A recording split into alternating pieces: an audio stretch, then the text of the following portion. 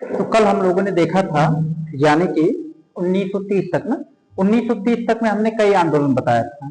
जैसे एक हमने बताया था आपका सविनय अवज्ञा आंदोलन चला था, महात्मा गांधी ने स्टार्ट की थी। 1930 में आपका सूर्य सेन नाम का एक क्रांतिकारी था, उसने ब्रिटिश शस्त्रागार को क्या किया था, लूट लिया था पूरी तरीके से, ठीक, अंग्रेजों का, ठीक।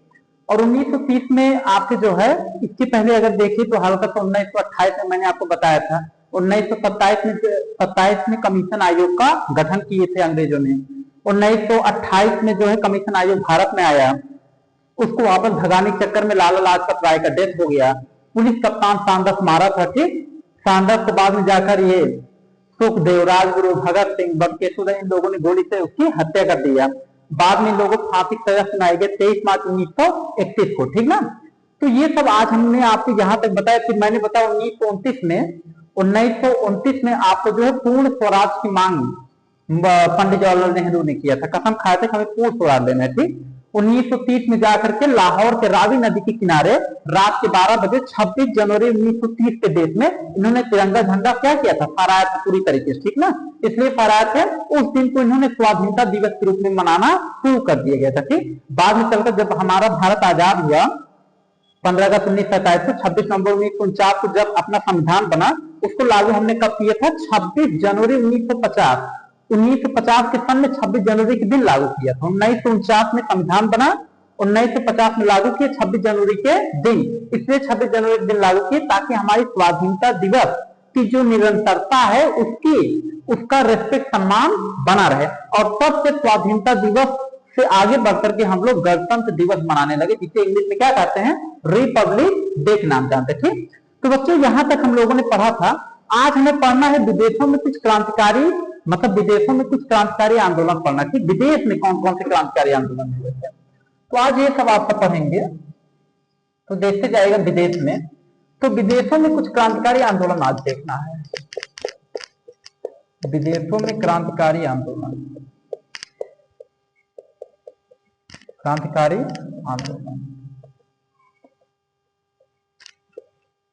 देखिए। विदेशों में क्रांतिकारी आंदोलन बच्चों पहले आपके आते हैं श्याम जी कृष्ण वर्मन, श्याम जी कृष्ण वर्मन। ये आपके विदेश में श्याम जी कृष्ण वर्मन ने क्या किया था बच्चों, इंग्लैंड के लंदन में, कहां पे, इंग्लैंड के लंदन में इन्होंने इंडिया हाउस नाम की संस्था की स्टार्टिंग किया था। ध्यान सुनिएगा, लंदन में इन्होंने इंडिया हाउस नाम की संस्था स्थापित किया था, ठीक। उसके फाउंडर थे श्याम जी कृष्ण वर्मन। अच्छा, इसका उद्देश्य क्या था स्थापित करने का, ठीक। इंग्लैंड की राजधानी लंदन में, ठीक ना। इसलिए इसका उद्देश्य था बच्चों कि वहां के जो मतलब हमारे जो हिंदू भारतीय हैं, हिंदू यंग एज के जो युवक हैं, नवयुवक हैं, उन सभी को एकत्रित करना था, भारतीयों के लिए एकत्रित करना था, ताकि भारत पे प्रेशर बना करके अंग्रेजों को क्या कर सके, भगा सके। उसके बाद फिर क्या हुआ था, इसमें कुछ छोटे छोटे मतलब इसमें आएंगे जो है, इसमें जो है संगठन वगैरह। जैसे अगले जो आते हैं श्याम जी कृष्ण वर्मन के बाद जो आते हैं बच्चे, उनका नाम था, अच्छा इन्होंने कब इसका फाउंडेशन किया था वो भी देख लीजिएगा, 1905 में किए थे। कब किए थे, 1905 में, थोड़ा डेट भी रहेगा ज्यादा ठीक है, 1905 में इसका फाउंडेशन हुआ था। अगले में आते हैं बच्चों मैडम भीखा जी कामा। जो नेक्स्ट आते कौन है, मैडम भीखा जी कामा, मैडम भीखा जी कामा इनका नाम था, ये लेडीज थी मैडम भीखा जी कामा। इन्होंने क्या किया था, जर्मनी का एक शहर है स्टुटगार्ट, ध्यान सुनिएगा, जर्मनी का एक जगह है बच्चों स्टुटगार्ट एक शहर है वहां का, ठीक। तो वहां पे क्या हुआ, कई लोकतांत्रिक कंट्रियों की वहां बैठक होने वाली थी स्टुटगार्ट में। जब कई लोकतांत्रिक मतलब कि डेमोक्रेसी कंट्री, तो कई लोकतांत्रिक कंट्रियों की जब वहां बैठक हुई, तो जो मैडम भीखा जी कामा थी ये हमारे इंडियन की थी, मतलब भारतीय थी। तो इन्होंने क्या किया, कई लोकतांत्रिक देशों के बीच में इन्होंने सबसे पहले उठ करके गई अपना भारतीय तिरंगा झंडा को ऐसे फहरा दी, लहरा दी पूरी तरीके से। तो सारे देश जितने थे आश्चर्यजनक चकित होकर के देखने लगे। सारे देश ये सोचने लगे कि गुलाम भारत जो ब्रिटेन का गुलाम है, वह जो है आप सभी कंट्रियों के सामने सबसे पहले तिरंगा झंडा फहरा दिया है। ठीक ना, और एकदम निडर होकर खड़े थे। और इन्होंने पूरे विश्व के मंच पे, इन्होंने पूरे विश्व के मंच पे भारतीय स्वतंत्रता के लिए जो भी मतलब कि जो भी इसके समस्याएं हैं, जो मतलब कैसे भारत स्वतंत्र हो सकता है, आजाद कैसे हो सकता है, सभी प्रकार की समस्याओं को विश्व पटल के सामने रख दिया और एकदम निडर होकर के रखा था, ठीक ना। उसके बाद बता दे सारे कंट्री उस समय आश्चर्यजनक पड़ गए थे, गुलाम भारत के पास इतनी क्षमता कैसे हो गया। उसके बाद फिर क्या हुआ था बच्चों, इसमें क्वेश्चन बहुत शानदार आता है। इसमें कहा जाता है कि ऐसी कौन सी पहली महिला थी जिसने भारतीय स्वतंत्रता की पहचान पूरे विश्व पटल में सबसे पहले सामने रखा था। कौन रखा था? मैडम भीखा जी कामा ने रखा था, ठीक ना। अच्छा, मैडम भीखा जी कामा के बारे में एक चीज और भी बता दे, ये क्या करते थे बच्चों, विदेश में रहते थे, तो ये क्या करते थे, वहां पे पिस्टल, बंदूक, ये सब जो है ना भारत में सप्लाई करते थे। जैसे गुड्डा गुड्डी जानते हैं, गुड्डा गुड्डी बच्चों को खेलने वाला खिलौना, उसमें भर भर करके पिस्टल बंदूक वगैरह भारत में सप्लाई करती, मतलब भेजती थी। इसलिए भेजती थी ताकि हमारे भारत के जो और भी क्रांतिकारी हैं वो पिस्टल बंदूक निकाल कर फिर अंग्रेजों से लड़ सके, समझे, इसके लिए भेजा करते थे। बाद में यह बात जब अंग्रेजों को पता चला कि मतलब भारत में जो पिस्टल बंदूक आता है विदेशों सप्लाई हो रहा है, तो अंग्रेजों ने सारा आरोप लगाए इनके ऊपर, किस, श्यामजी कृष्ण वर्मन के ऊपर। अंग्रेजों ने कहा कि श्यामजी कृष्ण वर्मन आप ही लगता है ऐसा भेजते हैं भाई साहब, गोला इतना बंदूक पिस्टल ऐसा विदेश से कैसे आ जा रहा है, इसका मतलब आप भेज रहे हैं। श्यामजी कृष्ण वर्मन जानते तो ये भेज रहे हैं, लेकिन श्यामजी कृष्ण वर्मन मतलब कि इंडियन होने के नाते इन पर कोई आरोप नहीं लगाए, चुप हो गए। तो मैडम भीखा जी कामा सामने इन्होंने कहा कि हम जो है बंदूक भेजते हैं, विदेशों से सप्लाई करते हैं, जो करना हमें कीजिए, इनको कहा करेंगे। तो इतनी निडर ले गई, समझिए कि नहीं। उसके बाद बच्चों बता दें जो तीसरे नंबर पे आते हैं, तीसरे नंबर पे एक आते हैं बच्चों लाला हरदयाल आते हैं। कौन आते हैं? लाला हरदयाल। लाला हरदयाल, तो लाला हरदयाल का क्या है बच्चों, ध्यान सुनिएगा। लाला हरदयाल ने क्या किया था, अमेरिका के एक सिटी है सैन फ्रांसिस्को, अमेरिका के सैन फ्रांसिस्को में लाला हरदयाल ने गदर पार्टी की स्थापना किया था। किस पार्टी का स्थापना? गदर पार्टी की। तो ध्यान से देखिएगा बच्चों, गदर पार्टी, गदर नाम की एक मूवी भी बनी है और उनका मतलब कि हाँ सनी देओल की है, उसमें 2-3 हीरो है ना गदर पार्टी में। तो गदर पार्टी जो है ये 1913 में, ध्यान सुनिए बच्चों, गदर पार्टी का जो फाउंडेशन यहाँ पे ध्यान लोग पार्टी में कंसंट्रेट हो, गदर पार्टी का जो फाउंडेशन लाला हरदयाल ने रखा था 1913 में, इसका फाउंडेशन रखा था लाला हरदयाल ने, ठीक। और ये कहाँ रखा गया था? तो अमेरिका के सैन फ्रांसिस्को में, जानते रहना, सैन फ्रांसिस्को में ये इसका मतलब इस पार्टी को मतलब वहीं पे स्थापित किया गया था, वहीं संगठन बनाया गया था, ठीक ना। तो लाला हरदयाल ने गदर पार्टी की स्थापना की थी। गदर पार्टी का एक उद्देश्य था किसी भी प्रकार से दबाव बना करके हमें जो है भारत से किसी प्रकार से अंग्रेजों क्या करना है, हटाना है किसी भी प्रकार से, समझ गए। उसके बाद जो अगला, अच्छा ये सब जो पार्टियां बन रही थी ना, इन सभी पार्टियों के एक उद्देश्य था, पूरे विश्व से हमें जो है भारतीय, जितने हमारे भारतीय इंडियन है सबको एक साथ लाना है, सबको क्या करना है, एक साथ करना है। उसके बाद चौथे नंबर पे जो आते हैं बच्चों, चौथे नंबर पे एक आते हैं, उनका नाम था गुरुदत्त सिंह। क्या नाम था? गुरुदत्त सिंह। चौथे नंबर पे एक आते हैं गुरुदत्त सिंह। अच्छा, गुरुदत्त सिंह ने क्या किया था बच्चों, बता दें, इनका समय है 1914 में। गुरुदत्त सिंह ने एक जापानी, उस समय पानी वाली जहाज था, जापानी जहाज था, पानी वाली जहाज। तो गुरुदत्त सिंह ने पानी वाली जहाज का नाम था, जापानी पानी वाली जहाज था, जापान का बना हुआ था, उसका नाम था कामागाता मारू। क्या नाम था? यहां लिख देते कामागाता मारू। जापान कैसे नाम होता है? कामागाता मारू। कामागाता मारू ये पानी वाली जहाज था, पानी वाली शिप थी, पानी वाली जहाज था। तो इन्होंने क्या किया था बच्चों, ये कामागाता मारू जो जहाज था, पानी वाली जहाज, इसको इन्होंने किराए पे लिया था, भाड़े पर लिया था। अच्छा, भाड़े पे क्यों लिया था? ये जो है कलकत्ता का एक बंदरगाह है जिसका नाम है बजबज बंदरगाह। क्या नाम है?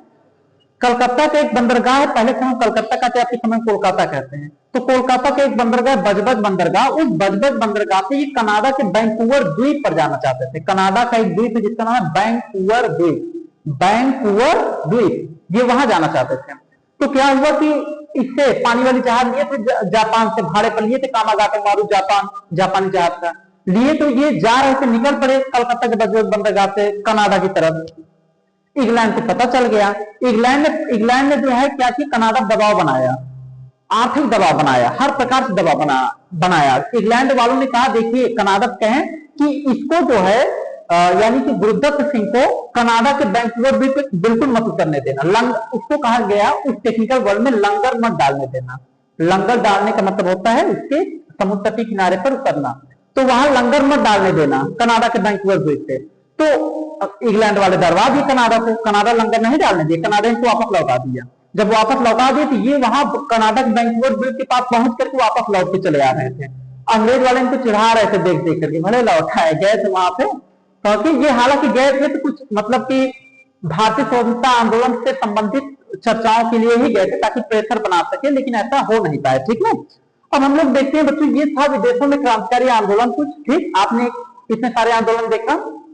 अब हम आपको कुछ बताते बच्चों ना, जैसे कुछ समाज सुधारक के बारे में बताते। समाज सुधारक, जैसे आपके भारत में बहुत सारी कुरीतियां थी जिसको दूर लोगों ने किया, उसके बारे में अब हम बताते। ठीक, ध्यान देखते जाइएगा। समाज सुधारक अब आप देखेंगे तो बच्चों बता दें, जैसे आपके भारत में कई सारी कुरीतियां थी। जैसे कुरीतियों में देखा जाए तो आपके भारत में बच्चों सती प्रथा, सारे बच्चे जानते हैं सती प्रथा। पहले भारत में सती प्रथा था, पता है कि नहीं? सती प्रथा, फिर अगर किसी विधवा की, अगर किसी पत्नी के अगर पति का डेथ हो गया, ठीक ना, किसी के हस्बैंड का अगर डेथ हो गया तो जो उसकी वाइफ रहती थी ना वो दोबारा शादी नहीं कर पाती थी, समझ गए कि नहीं? तो ये सब आपके भारत की क्या क्या थे, बहुत बड़ी बड़ी जो है कुरीतियां थी जो कि आपके भारतीय समाज सुधारकों ने धीरे धीरे दूर कराया। अब हम लोग देखते थोड़ा सा समाज सुधारक के बारे में समझते हुए चलेंगे। समाज सुधारक, समाज सुधारक इंग्लिश में कहते हैं सोशल रिफॉर्मर। क्या कहते हैं? सोशल रिफॉर्मर, समझ गए? अब समाज सुधारकों में जो पहले नंबर पे आते हैं बच्चों, उनका नाम है राजा राम मोहन राय। क्या नाम है? राजा राम मोहन राय। तो हम लोग देखते चलते हैं, तो राजा राम मोहन राय के बारे में पहले देखते हैं। राजा राम, बहुत नाम इनका सुने होंगे आप, मोहन राय। राजा राम मोहन राय के नाम बहुत सुने, बहुत फेमस व्यक्ति भी है, बहुत फेमस इंसान है, महान पुरुष से आते हैं। राजा राम मोहन राय एक बहुत बड़े समाज सुधारक थे। इन्होंने क्या किया बच्चों, देखिए इन्होंने बहुत सारा काम किया था। इन्होंने सबसे पहले इन्होंने क्या किया था, इन्होंने ब्रह्म समाज की स्थापना किया था। क्या किया था? राजा राम मोहन राय के बारे में बता रहे हैं, एक एक करके देखते हैं इनके बारे में। तो ब्रह्म समाज से पहले इनके बारे में, जैसे राजा राम मोहन राय के बारे में कुछ और भी जानते हैं। जैसे राजा राम मोहन राय को ना आधुनिक भारत का अग्रदूत कहा जाता है, भारतीय पुनर्जागरण का अग्रदूत कहा जाता है, समझ गए ना? भारतीय पुनर्जागरण के संस्थापक कहा जाता है। यहां लिख देते हैं, जानते रहना, भारतीय पुनर्जागरण, भारतीय पुनर्जागरण, अभी इसका मतलब समझाएंगे। भारतीय पुनर्जागरण के संस्थापक, अगर क्वेश्चन हो भारतीय पुनर्जागरण के संस्थापक किसे कहते हैं? राजा राम मोहन राय। अच्छा बच्चों, इनसे क्वेश्चन ये आता है, राजा राम मोहन राय को राजा की उपाधि किसने दिया था? इनका पूरा नाम, इनका पहले नाम था राम मोहन राय। राजा जो आगे शब्द जुड़ा है ना, ये किसी ने इनको उपाधि दिया था। तो जैसे राजा राम मोहन राय को राजा की उपाधि किसने दिया था? एक अकबर सेकेंड नाम का मुगल बादशाह था, अकबर सेकेंड, उसने इनको राजा की उपाधि दिया था। तो तब इनका पूरा नाम क्या पड़ गया? राजा राम मोहन राय। ये जानते रहेगा, आता है कभी कभी तो आप कर सकते हैं। देखिए इनको जो भारतीय पुनर्जागरण के संस्थापक कहते हैं। तो ये पुनर्जागरण क्या होगा? देखो बच्चों, पुनर्जागरण पीडीएफ आपको मिलेगा, उसकी चिंता मत करना, ठीक? यहाँ केवल पढ़ते रहिए आप, ठीक? और वीडियो रिकॉर्डेड भी है। देखिए भारतीय पुनर्जागरण के संस्थापक का मतलब होता है, पुनर्जागरण का अर्थ क्या होता है, ध्यान समझिए। पुनर्जागरण का मतलब बच्चों फिर से जागरण होना, फिर से अपने मतलब फिर से एक नई विकास की तरफ अग्रसित होना। अच्छा, इसको अगर अच्छे से देखा जाए पुनर्जागरण तो क्या होता है? पुनर्जागरण का मतलब ये होता है बच्चों, जो अंधविश्वास है, जो कुरीतियां हैं, उससे ऊपर उठकर वैज्ञानिक सोच से जब व्यक्ति आगे बढ़ता है, विकास करता है, उसे कहा गया पुनर्जागरण। आ रहा है कि नहीं? तो इनको जो है भारतीय पुनर्जागरण के संस्थापक माना गया। राजा राम मोहन राय का कहना था कि अस्पृश्यता, छुआछूत, महिलाओं को समाज में पढ़ने की अनुमति देना। जो महिलाओं को पहले समाज में पढ़ने लिखने नहीं दिया जाता था, कहा जाता 3-4 पढ़ लो बस, उसकी बात हो गया। तो उनको जो है पहले बहुत कुरीतियां थी। तो इनका ये कहना था कि दलितों का विकास हो, जो पिछड़े लोग हैं उनको ऊपर उठाया जाए, ठीक? महिलाओं को जो है महिलाओं का विकास कराया जाए, ठीक ना? समाज में सामाजिक समानता लाया जाए, ठीक? छुआछूत का इन्होंने विरोध किया। पहले लोग ये थे, जैसे बड़े कास्ट के लोग हैं, कोई छोटे कास्ट का व्यक्ति है, उसके हाथ का पानी तक नहीं पीते थे, ये सब छुआछूत था। तो इन्होंने कहा कि छुआछूत को टेक्निकल वर्ड में अस्पृश्यता कहा जाता है। अस्पृश्यता, समझ गए कि नहीं? तो इन्होंने कहा कि छुआछूत तो बहुत विरोध थी कि छुआछूत से कुछ होता नहीं है। अंधविश्वास भारत में जो फैली थी, अंधविश्वास, जैसे आप सब देखिए भारत में बहुत सारा अंधविश्वास आज भी फैला है, तब भी फैला था। लोग जो है जैसे इसमें तंत्र मंत्र में विश्वास करते थे, अंधविश्वास। अच्छा ये बताइए बच्चों, यूरोप कंट्री जो यूरोप आपका महाद्वीप है, यूरोप महाद्वीप कितना डेवलप्ड महाद्वीप है आपको पता है? वहां पे रसिया, ब्रिटेन, फ्रांस, रूस और उसके साथ साथ जो इंग्लैंड, कितने डेवलप कंट्री देख रहे हैं। अगर अगर अगर तंत्र मंत्र में इतनी शक्ति होती बच्चों, तो यूरोप वाले क्या तंत्र मंत्र ना अपनाते? यूरोप वाले हमसे क्यों आगे हो गए पता है? क्योंकि उन्होंने टेक्निकल दुनिया में कदम रखा, साइंटिफिक दुनिया में कदम रखा और विकास करते चले गए, और हम लोग अंधविश्वास के चक्कर में पड़े, डाउन होते चले गए। अब भारत धीरे धीरे साइंटिफिक दुनिया में कदम रख रहा है, धीरे धीरे भारत का भी विकास हो रहा है। किसी कंट्री का विकास तब होगा जब वो औद्योगिकरण यानी कि इंडस्ट्रियलाइजेशन, ठीक ना, जब बिजनेस करेगा, व्यापार करेंगे, आप साइंटिफिक दुनिया की तरफ माइंड को अपने सेटअप करेंगे, तब आपका धीरे धीरे क्या होता है, इंप्रूवमेंट होता है, डेवलपमेंट होता है, समझ गए? तभी तो आपका सर्वांगीण विकास होगा। अगर आप तंत्र मंत्र के चक्कर में बचे रहेंगे कभी नहीं होने वाला है। तंत्र मंत्र से पहले के लोगों का ये विश्वास था कि भगवान आएंगे, हाथ ऐसे करेंगे, घर बन जाएगा। ऐसा कहीं पॉसिबल है? ये तो रामायण काल में, महाभारत में सब केवल धार्मिक चीजों के बारे में दिखाया जाता है, ऐसा कहीं पॉसिबल वगैरह नहीं, आज की दुनिया में नहीं है। अब ऐसा पहले पॉसिबल रहा होगा, उस समय रहा होगा तो बात की बात है, ठीक। लेकिन आज के समय में अगर उस पर ईश्वर के ऊपर पूरी तरीके डिपेंडेंट हो जाए तो बिल्कुल गलत है। श्री कृष्ण भगवान ने कहा है कि कर्मणे व अधिकार से मां फले तो कदाचना। इसका मतलब जानते हैं, हमारा पूरा बिलीफ कर्म पर होना चाहिए, फल कर्म पर डिपेंड होता है। अभी आप यहाँ पे डेली पढ़ने आ रहे थे, आ रहे पढ़ने, कुछ ना कुछ आपके माइंड में सेटअप हो रहा है कि नहीं? ये कर्म है, आप उठ के आए, मेहनत कर रहे हैं, कर्म है, आप कर रहे हैं, कुछ ना कुछ दिमाग सेट हो रहा है। अच्छा आप वहां से ना आइए यहाँ पढ़ने के लिए और तब कहीं सर आप पढ़ाते रहे, हमारे दिमाग सेट हो जाए, पॉसिबल है? कहीं नहीं पॉसिबल है। तो इसे कहा गया कर्म, आप कर्म करेंगे सब कुछ मिलेगा। तो जो राजा राम मोहन राय थे, इन्होंने भारतीय समाज से अंधविश्वासों को दूर किया, कुरीतियों को दूर किया, समझ गए? इसको दूर करने का भरसक इन्होंने प्रयास किया, बहुत हद तक सफल भी रहे। राजा राम मोहन राय को भारतीय पुनर्जागरण के बच्चे संस्थापक भी कहते हैं। इनको जो है मतलब कि भारतीय आधुनिक भारत का अग्रदूत कहा जाता है। इनको क्या कहते हैं? आधुनिक भारत का, ये सब जानते रहो ना, कहीं कहीं आता है लिख भी सकते हैं। आधुनिक भारत का अग्रदूत कहते हैं, अग्रदूत। और इन्होंने क्या किया, काम किया था बच्चों? आपको बता दें, राजा राम मोहन राय ने क्या काम किया था आपको पता है? यानी कि एक अंग्रेज था, वायसराय था, जनरल था, उसका नाम था लॉर्ड विलियम बेंटिक। क्या नाम था? Lord William Bentinck.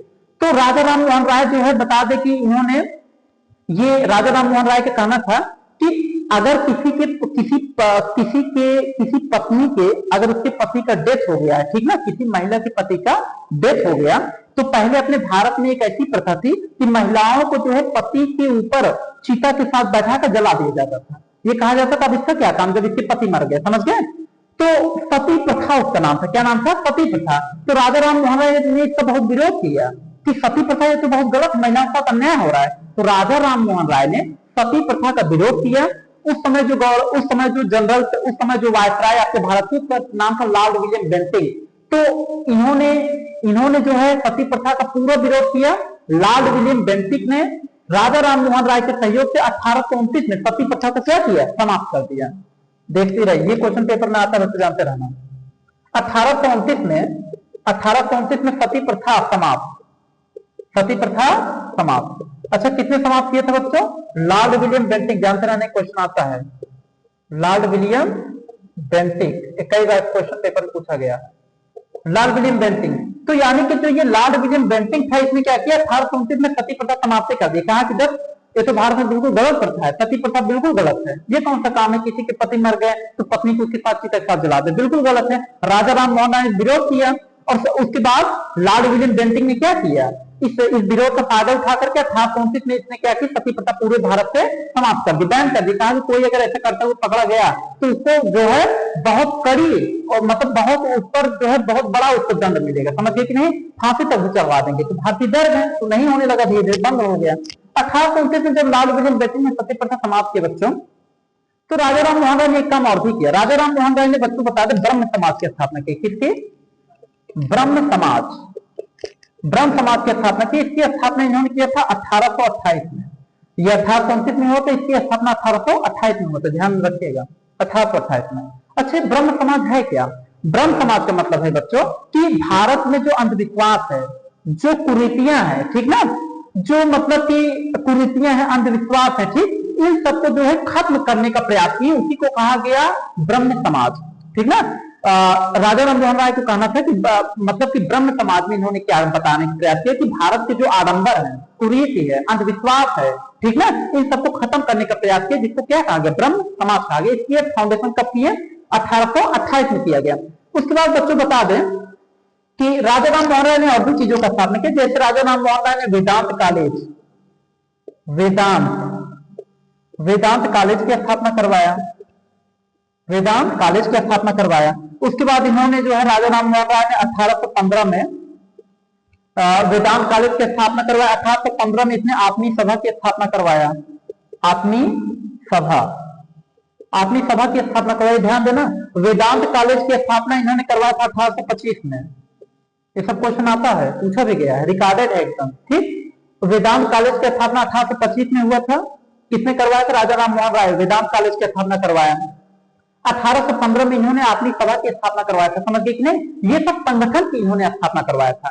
क्यों करवाया था, ताकि भारत में क्या हो, हमारा जो भारत है वो वैज्ञानिक सोच से धीरे धीरे क्या हो, आगे बढ़कर विकास कर सके। छुआछूत, धार्मिक आडंबर, इन सबसे हट करके भारत का एक अलग तरीके का विकास होना चाहिए, समझ गए कि नहीं। तो राजा राममोहन राय बहुत बड़े आपके सोशल रिफॉर्मर थे, यानी समाज सुधारक बहुत बड़े थे, समझ गए कि नहीं। तो इन्होंने ये सब काम किया था। अच्छा, राजा राममोहन राय के बाद अब कौन आता है, जैसे आप सबने एक नाम सुना होगा बच्चों, ज्योतिबा फूले और सावित्रीबाई फूले, नाम सुना है कि नहीं। और इसके बाद जो है एक आते हैं ज्योतिबा फूले और सावित्रीबाई फूले, इनके बारे में भी अभी बता रहे हैं। इसके पहले हम लोग एक देखते हैं, एक समाज सुधारक और भी थे जिसका नाम है ईश्वर चंद्र विद्यासागर, उनके बारे में देखते हैं। उसके बाद तब इस टॉपिक पे आते हैं, बहुत फेमस व्यक्ति होगी। तो ईश्वर चंद्र विद्यासागर के बारे में देखते हैं बच्चों। तो आपको पता है ना, विधवा पुनर्विवाह, आपने नाम सुना होगा कहीं कहीं हिस्ट्री वगैरह, कहीं तो कुछ तो पढ़े होंगे कभी कभी आप हिस्ट्री वगैरह, विधवा पुनर्विवाह के बारे में ध्यान देखिएगा। तो बच्चों अब आपको बता दे, अगला जो है विधवा पुनर्विवाह यानी कि ईश्वर चंद्र विद्यासागर के बारे में। ईश्वर चंद्र विद्यासागर, देखिए बच्चों आपको बता दें कि ये जो ईश्वर चंद्र विद्यासागर थे, इन्होंने क्या किया था, इन्होंने जो है विधवा, जैसे जिसके पति मर गए, ठीक ना, कोई विधवा है, वो भारतीय समाज में ऐसी कुरीतियां थी, भारतीय समाज के लोग ऐसा कहते थे, अगर किसी के पति मर गए, ठीक ना, उसकी पत्नी विधवा हो गई, तो ऐसा भारतीय लोग ना उसको बड़े गंदे दृष्टिकोण देखते थे, अरे ये तो विधवा हो गई है, बहुत गलत तरीके से उसको देखते थे। विधवाओं को, विधवा जो होती थी भारत की, वो दूसरी शादी नहीं कर सकती थी, दूसरी शादी नहीं कर सकती थी। तो जो ईश्वर चंद्र विद्यासागर थे ना, इस कुरीति को दूर करने का प्रयास किया। इन्होंने कहा विधवा क्यों नहीं कर सकती दूसरी शादी, वो अपना घर क्यों नहीं बना सकती है, वो भी तो एक आदमी है, उसके पति मर गए तो इसका मतलब क्या है, वो दूसरी शादी नहीं कर सकती, अपना जीवन नहीं चला सकती, एक गलत दृष्टिकोण से क्यों उसको लोग देखते हैं। तो ईश्वर चंद्र विद्यासागर ने इसका पूरा विरोध किया, और जब इसका पूरा विरोध किया, उस समय जो अंग्रेज आपके भारत में जो वायसराय गवर्नर जनरल के पद पे थे, उसका नाम था डलहौजी और कैनिंग, लॉर्ड डलहौजी और लॉर्ड कैनिंग, दो अंग्रेज थे उस समय। तो इन लोगों ने क्या किया, इसका पूरा फायदा उठाया, यानी कि विधवा पुनर्विवाह, विधवा पुनर्विवाह, पुनर्विवाह। तो बच्चों बता दें, विधवा पुनर्विवाह नियम को जो समाप्त किया गया, इसका विधवा पुनर्विवाह कानून लाया गया, और विधवा पुनर्विवाह कानून लाया गया 1856 में। कब लाया गया, 1856 में विधवा पुनर्विवाह कानून लाया गया। और किसने लाया वो भी जानते रहेंगे, Lord Dalhousie, Lord Dalhousie, Lord Dalhousie और कैनिंग, कैनिंग भी एक अंग्रेज था, कैनिंग, ये कैनिंग को जानते हैं, लॉर्ड डलहौजी और लॉर्ड कैनिंग का पूरा नाम। तो लॉर्ड डलहौजी और लॉर्ड कैनिंग ने ईश्वर चंद्र विद्यासागर के सहयोग से भारत में विधवा पुनर्विवाह कानून को लाया, 1856 में लाया। इसने कहा कि भारत की जो विधवाएं, जो विधवा महिलाएं हैं, वो दूसरी शादी कर सकती है, फिर से शादी, पुनर्विवाह का मतलब फिर से शादी कर सकती हैं। उसके पति मर गए कोई बात नहीं, वो दोबारा दूसरे पति मतलब दूसरे मतलब किसी आदमी से शादी कर सकती हैं, दूसरे किसी पुरुष से शादी कर सकती थी, और अपना घर बसा सकती हैं, सांसारिक जीवन को जी सकती हैं, समझिए कि नहीं, एक सुकून की जिंदगी जी सकती हैं। तो ये कानून को किसने लाया, लॉर्ड डलहौजी और कैनिंग लाया, ठीक, किसके सहयोग से, ईश्वर चंद्र विद्यासागर के सहयोग से। उसके बाद जो तीसरे नंबर पे आते हैं बच्चों, जो तीसरे नंबर पे आते हैं उनका नाम है सावित्री बाई और एक का नाम है ज्योतिबा बाई फूले। ध्यान देके रहेगा, सावित्री बाई, सावित्री बाई और ज्योतिबा बाई फूले, ज्योतिबा बाई फूले ये आए। अच्छा ये सब कहाँ के थे? सावित्री बाई फूले, ज्योतिबा फूले, ये सब महाराष्ट्र के थे। कहाँ के थे? महाराष्ट्र के। तो सावित्री बाई और ज्योतिबा बाई फूले इन लोगों ने क्या किया बच्चों? इन लोगों ने एक जो है एक संगठन यानी इन लोगों ने एक संस्था की स्थापना किया जिसका नाम रखा था सत्यशोधक समाज। अच्छा, जो सावित्री बाई और ज्योतिबा बाई फूले का कहना था, पहले क्या था बच्चों ना कि दलितों को बहुत हे दृष्टि से देखा जाता था। जो दलित थे बहुत हे दृष्टि से, जो ऊंचे जात के लोग थे उनको दलितों को बहुत गंदे निगाह देखते थे। दलित के हाथ का पानी नहीं पीते थे। दलित अगर आगे उनका हैंडपंप छू दी ना तो फिर उससे बढ़िया साफ करवाते थे। मतलब दलितों को कोई मतलब निरुत्तर थे, दलित आगे तो उनको नीचे बैठाते थे। ये सावित्री बाई देख रही थी, उनके साथ भी ऐसा हुआ, ये भी देख रहे थे, ज्योतिबा बाई फूले भी देख रहे थे। तो उसके बाद इन लोगों के दिमाग में आया कि इसको हम दूर कैसे करें, ठीक है। उसके बाद फिर क्या था? अच्छा, महिलाओं के बारे में बता दें, महिलाओं को ज्यादा पढ़ने लिखने का अनुमति नहीं था। महिलाओं को पढ़ने के छुआछूत चरम सीमा पर था। बाल विवाह का प्रचलन भी उस समय चल रहा था। बाल विवाह, बच्चा छोटा है, छोटा सा बच्चा है, अभी बच्चा लड़का इतने बड़ा हुआ है, उसके मम्मी पापा अपने गोद में लिवा जा रहे हैं शादी में नो, और उसके लड़की घर वाले अपने बेटे गोद में ला रहे हैं। शादी हो गई, लड़की को पता ही नहीं। जब लड़का बड़ा हुआ तो उसके दो दो तीन तीन बेटे हैं, छोटे छोटे हैं, समझ गए। पापा पापा वही कह रहे हैं, ठीक। तो कहने का मीनिंग ये है बच्चों, जैसे कि सेंस एक प्रकार से ये है कि मतलब कि ये सब बहुत गलत एक प्रकार से रीति थी भारत में। अगर तुम ही लोग देखे अपने दिमाग सोचिए, ये सब गलत, बहुत गलत रीति थी। ये सब पागलों वाला सेंस पहले समय पता नहीं कैसे लोग बना दिए थे। आज के समय में देखिए कि मतलब अब देखिए भारत कितना बढ़िया ढंग से आगे बढ़ रहा है, लोगों को स्वतंत्रता है, आजादी है, और ये सब कितना गंदा रीति बनाए थे भारत में। अच्छा, अंग्रेज, आप सब ये बताए, दिमाग लगाइए, जो अंग्रेज थे आपके भारत में आए, अंग्रेजों ने अलग बात है भारत को गुलाम बना के रखा, ठीक। अंग्रेज को भारत से भगाना था, ये जरूरी भी था, लेकिन अंग्रेज भारत में कुछ ऐसे ऐसे काम भी करके गए ना जो सराहनीय काम है। कोई बिलीव करे या ना करे, आप अब देख भी रहे हैं बहुत सराहनीय काम करके गए थे। अब भारतीय उसको गलत माने तो अलग बात है, समझ गए कि नहीं। तो सावित्री बाई फूले, ज्योतिबा बाई फूले ने इन्होंने क्या किया बच्चों? सत्यशोधक समाज, ध्यान सुनिएगा, सत्यशोधक समाज की स्थापना किया। सत्यशोधक समाज की स्थापना किया। कब किया था ये भी डेट याद की रहेगा, 1873 में। 1873 में किसकी स्थापना की? सत्यशोधक समाज की स्थापना किया। इस समाज को स्थापना क्यों की? ताकि छुआछूत, महिलाओं को समानता का अधिकार धीरे धीरे मिले, महिलाएं भी धीरे धीरे पढ़ लिख सकें, छुआछूत खत्म हो, अस्पृश्यता का विचार लोगों के दिमाग में धीरे धीरे हटे, दलितों का उत्थान हो सके, सामाजिक विकास हो सके। इसके लिए इन्होंने किसकी स्थापना किया? ये क्वेश्चन पेपर में आया भी, जानते रहना। सत्यशोधक समाज की स्थापना की 1873 में। उसके बाद देखा गया बच्चों, चौथे नंबर पे एक आते हैं आपके, चौथे नंबर पे आते स्वामी दयानंद सरस्वती। नाम सुने होंगे कभी कभी, स्वामी दयानंद सरस्वती। तो अगले नंबर पे आप क्या आते हैं? स्वामी दयानंद सरस्वती, स्वामी दयानंद सरस्वती। तो बच्चों बता दीजिए स्वामी दयानंद सरस्वती ने क्या किया था? स्वामी दयानंद सरस्वती ने देखा भाई समाज में बाल विवाह का प्रचलन उस समय था। देखिए सामाजिक समानता लोगों को मिल नहीं पा रहा है, सामाजिक स्तर एक जैसा लोगों का नहीं है, समाज में इतनी गंदगी देख रहे थे, इतना गलत विचार देख रहे थे। इन्होंने सोचा यार समाज में हम क्या काम करें ताकि धीरे छुआछूत खत्म हो, सामाजिक समानता धीरे धीरे आ जाए। उसके साथ साथ जो है सामाजिक समानता के साथ साथ जो है ये जो बाल विवाह वाला प्रश्न है, भी देखो इन जो बाल विवाह ये सब जो बताया ना, इसको कम करने के देख लो कितने सारे लोग लगे हैं, तब जाकर धीरे धीरे ये सब डाउन हुआ, नहीं तो बहुत चरम सीमा पहले था। तो इन्होंने सोचा कैसे इन सबको हम दूर कैसे कर सकते थे। इन्होंने भी एक संस्था की स्थापना किया जिसका नाम रखा आर्य समाज। किसकी स्थापना किया? आर्य समाज की। इन्होंने जो है बच्चों आर्य समाज की स्थापना किया, आर्य समाज की स्थापना की। इसका जो फाउंडेशन रखे थे 1875 में रखे थे। कब रखे थे?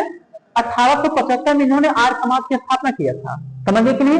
उसके बाद बच्चों बता दें आर्य समाज की जब स्थापना की तो इनके पास एक ऐसे आपके महान सोशल रिफॉर्मर के तौर पर एक ऐसे व्यक्ति आते हैं जिनकी गाथा भारत में नहीं पूरे विश्व के एकदम पूरे विश्व में, अमेरिका की शिकागो तक, अमेरिका की शिकागो छोड़ी मतलब पूरे विश्व में उन्होंने भारतीय तिरंगा झंडा का परचम लहराया था पूरे विश्व में।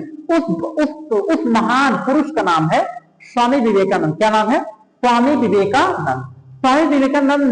स्वामी विवेकानंद जो है कर्म योग पर और सामाजिक उत्थान को करने के प्रयास में इन्होंने एक संस्था की स्थापना किया जिसका नाम था रामकृष्ण, जिसका नाम इन्होंने रखा था रामकृष्ण संगठन की स्थापना की, समझ गए।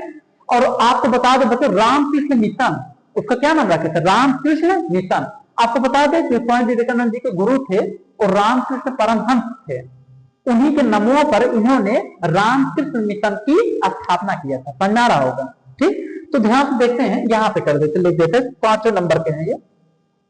5वें नंबर पे आते हैं बच्चों स्वामी विवेकानंद, बहुत ही फेमस आपके महान पुरुष स्वामी विवेकानंद। स्वामी विवेकानंद जी ने बच्चों क्या किया था, सामाजिक उत्थान के लिए इन्होंने जो है रामकृष्ण मिशन की स्थापना की थी। रामकृष्ण मिशन की स्थापना की थी। कब स्थापना की थी उसका डेट भी जानते रहना, कहीं कहीं पूछता है। 1897 में, 1897 में इन्होंने रामकृष्ण मिशन की स्थापना की थी। ठीक, अच्छा, क्योंकि ये थे सामाजिक उत्थान के लिए, ताकि लोगों का विकास हो, सामाजिक स्तर लोगों का ठीक ठाक हो। ठीक ना, ये इनके बारे में थोड़ा बता दीजिए। स्वामी विवेकानंद जी, ये एक समय था रामकृष्ण परमहंस, ये ईश्वर की प्राप्ति के लिए, यानी कि ये ईश्वर को देखना चाहते थे अपनी आंखों से, ये ईश्वर की प्राप्ति करना चाहते थे। इनके अंदर एक जिज्ञासा बनी जाती थी कि हम ईश्वर को कैसे देख सकते हैं, कैसे प्राप्त कर सकते हैं, कैसे ईश्वर को समझ सकते हैं। ठीक, तो ये गुरु उस समय बहुत फेमस थे जिनका नाम था रामकृष्ण परमहंस, उन्हें भगवान कहा जाता था, रामकृष्ण परमहंस भगवान। ठीक, उस समय बहुत फेमस गुरु थे। अच्छा, उनकी क्वालिटी क्या थी कि वो जो है जैसे पानी पर, नदी पर, समुन्द्र पर, ठीक ना, समुन्द्र पर बिना कुछ लिए, मतलब समुन्द्र पर वो ऐसे निर्विघ्न होकर, जैसे जमीन पे नहीं चल रहे हो ऐसे समुन्द्र पे चल सकते थे, नदी पर ऐसे चल सकते थे बिना नाव, समझ पा रहे हैं ना, जैसे हम जमीन पे चल रहे वैसे समुद्र पे चल सकते थे, नदी चल सकते, ये उनकी क्वालिटी थी रामकृष्ण परमहंस। अब उस समय ऐसी क्वालिटी थी कि नहीं थी, लेकिन ऐसा लोगों का मत है, ऐसा बुकों में लिखा गया, इसलिए मैं बता रहा हूँ। ठीक ना, जानते रहेगा। तो बता दें कि स्वामी विवेकानंद जी को पता चल रामकृष्ण परमहंस भगवान के बारे में, वहां गए उनसे मिलने के लिए, उनसे मिले रामकृष्ण परमहंस भगवान से। तो कहें कि भगवान जो है मुझे ईश्वर को देखना है, कहें ईश्वर को देखना है, कहें हाँ, कहें ठीक है चलो बालक, हम तुमको ईश्वर को दिखा देते हैं। तो एक दिन क्या हुआ कि इनको जो है ना विवेकानंद जी को वो अपना चेला बनाए थे, कौन, रामकृष्ण परमहंस भगवान। कहें कि तुम मेरे शिष्य बन जाओ और तुमको हम ईश्वर का दर्शन करा देंगे। कहें भगवान मुझे दर्शन करना बड़ी तीव्र इच्छा है, आप अपना शिष्य बना लीजिए, हम आपकी पूरी सेवा करेंगे, लेकिन मुझे ईश्वर को देखना, दिखा दीजिए मुझे। कहें ठीक है चलो। तो क्या हुआ कि इनको एक दिन गए थे नदी में स्नान करने, रामकृष्ण परमहंस भगवान डेली जाते थे, इनको साथ में लिवा गए तो भी नदी में स्नान करें, इनको बुलाए गए इधर आओ, तो विवेकानंद, तो उनको भी बुलाए, तो विवेकानंद जी आए वहां पे। तो इनको क्या की पता है, इनको भी कहीं तुम भी डुबकी लगाओ। ये भी जैसे इनके गुरु जैसे ऐसे मतलब डुबकी लगाने के एक अलग तरीके, नाक ऐसे बंद करके ऐसे डुबकी लगा ली ऐसे। तो विवेकानंद जी कहें कि भाई डुबकी लगाओ, विवेकानंद जी भी ऐसे नाक बंद की डुबकी लगाए, जैसे डुबकी लगाए उनका जो सर था ना ऊपर से ऐसे हाथ पकड़ के ऐसे दबा दिए, डुबकी लगाए दबा दिए, पनियन दबा दिए, निकलने नहीं दे रहे थे। अच्छा, वो छटपटाने लगे, भाई पानी के अंदर कोई दबा देगा साफ खराब हो जाएगा, एकदम छटपटाने लगे, एकदम उनका मुंह एकदम लाल होने लगा। जब उनका प्राण निकलने के कंडीशन पर, मतलब जब उतावलेपन में एकदम आ गए ना, उस समय जब मुख से, मतलब जब एक प्रकार से ऐसा उनको फील होने लगा हम मर जाएंगे, उस समय साक्षात उनको जो है वही ईश्वर का दर्शन हुआ, साक्षात। और उसके बाद जब ईश्वर का दर्शन हुआ, उसके बाद तब इनकी गुरु समझ के दर्शन हो गए, उठा लिए थे। उसके बाद फिर गुस्सा आ गया एकदम गुरु जी, कहें अरे आप भी हम मर जाए तो आप जो है एकदम दबा दे तो महाराज हमको एकदम। तो इनके गुरु जी ने कहा कि देखो हम तुमको इसलिए किए थे ना कि दर्शन कराने के, दर्शन हुआ, कहें हाँ, आश्चर्यजनक चीज की वहां पे दर्शन हुआ, मतलब कोई आश्चर्य आभा वहां पे हमें दिखाई दिया। तब इनके गुरु जी ने कहा, ये गुरु जी ये रामकृष्ण परमहंस भगवान को बहुत मानने लगे विवेकानंद जी, और जो रामकृष्ण परमहंस जी भगवान थे ये जो है विवेकानंद को भी बहुत मानने लगे। और उसके बाद फिर इनको ध्यान करने का प्रोसेस बताएं, विवेकानंद जी को ध्यान करने लगे बहुत अच्छे। फिर बाद में विवेकानंद जी को रामकृष्ण परमहंस भगवान की मदद से विवेकानंद जी को काली माता का आशीर्वाद मिला था, काली माता का साक्षात दर्शन किए थे। फिर ये जो है अपने गुरु का आशीर्वाद लेकर, उस समय अमेरिका के शिकागो में एक विश्व धर्म सम्मेलन हो रहा था, अमेरिका के शिकागो में 1893 में 1893 में अमेरिका में विश्व धर्म सम्मेलन हो रहा था, तो वहां पे भारतीय की तरफ से प्रतिनिधित्व करने के लिए विवेकानंद जी को भेजा गया था। ये अपने गुरु का आशीर्वाद लेकर के, अपनी माता का आशीर्वाद लेकर के गए थे। वहां देखे तो वहां एक से एक ईसाई धर्म के प्रवर्तक आए हैं, इस्लाम धर्म के प्रवर्तक आए हैं, वहां पे सब अपने अपने धर्म के प्रवर्तक आए थे वहां अपने धर्म के बारे में स्पीच देने के लिए, समझ गए। बहुत बड़े बड़े लीडर, बहुत बड़े बड़े धर्म प्रवर्तक वहां आए थे, ईसाई धर्म के, इस्लाम धर्म के, यहूदी धर्म के, समझ के सिख धर्म के, ऐसे सभी धर्मों को वहां आए थे। ये गए, देखे इतना विशालकाय मंच लगा तो ये देख कर एक बार डर करके एक बार जो है किसी दूसरे किनारे तरफ चल गए। असल बात ये जो है भारतीय वस्त्र वगैरह पहन के गए थे, वहां सब सूट बूट से एकदम आए थे, ये डर के चले गए, तो ये जंगल की तरफ रुक करके चले गए। तो जंगल में क्या हुआ कि सोचने लगे, चिंता करने लगे। इन्होंने काली माता का नाम लिया, काली माता का वहां इनको दर्शन हुआ था। काली माता ने इनको आशीर्वाद दिया कि जाओ तुम वहां के शिकागो के तुम नायक बनाओगे, शिकागो का जो भी धर्म सम्मेलन हो रहा है वहां के तुम हीरो बनोगे, हीरो। इनको आशीर्वाद भेजी, ये उन्हीं के माता जी कहने से वापस आए। अब ऐसा मत है लोगों का, इसलिए बता रहे हैं। ये वहां से आए और मंच पर इनको जो है वहां बोलने के लिए ना, अच्छा हमारे हिंदू धर्म का जो ग्रंथ था, सभी धर्मों का ग्रंथ ऊपर रखा था, हमारे हिंदू धर्म का ग्रंथ में सबसे नीचे रखा गया था। ऐसे ग्रंथों में हिंदू धर्म का ग्रंथ सबसे नीचे, इसके ऊपर सभी ग्रंथ रखे गए थे। हमारे हिंदू धर्म का जो ग्रंथ था, कौन सा ग्रंथ था? गीता। गीता को क्या किया गया था? सबसे नीचे रखा गया था। तो सभी लोग इशारा कर रहे थे, देखो यार किसका सबसे नीचे रखा गया है, तो किसका सबसे नीचे रखा गया है। तो सब लोग ऐसे कहने लगे, अरे यार भारत से कोई आए हैं, विवेकानंद करके उन्हें कहा है ग्रंथ। तो विवेकानंद जी कहे इनको रहा नहीं गया, इन्होंने कहा जानते हो जो ये ग्रंथ सबसे नीचे रखा गया ना, यही सभी ग्रंथों का जो है देश है, देश। यही ग्रंथ अगर हम हटा देंगे ना, सब अभी नीचे धरती गिर जाएगा। सब चुप हो गए। उसके बाद विवेकानंद जी गए थे बोलने के लिए ना, इनको विवेकानंद जी को बता दे कि 1 या 1.5 मिनट का समय दिए थे बस बोलने के लिए, 1 या 1.5 मिनट का।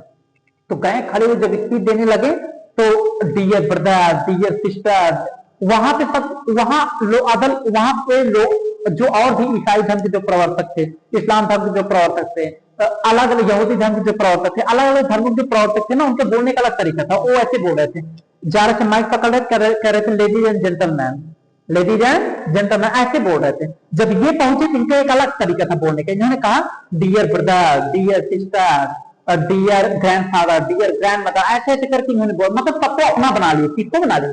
सारे जनता क्या बना ली? अपना बना लिया, डियर का। उसके बाद पूरी जनता इनकी आवाज को सुनने के लिए धीरे धीरे करना शुरू कर दी, इनकी तरफ बढ़ना शुरू कर दी। और जनता ने इनको इतना लाइक किया, इतनी तालियों की गड़गड़ाहट हुई।